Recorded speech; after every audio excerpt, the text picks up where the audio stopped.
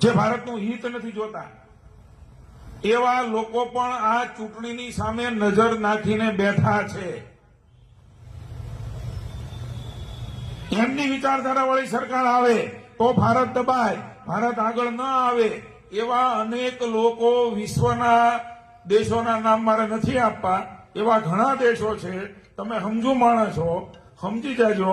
ભારતના વિરોધી હિત શત્રુઓ જેમને અહીંયા પગ પેસારા કરવા છે, અહીંયા પાછલા પાણીથી રાજ કરવું છે, એવી બબૂચક સરકારને બેસાડવા માંગે છે.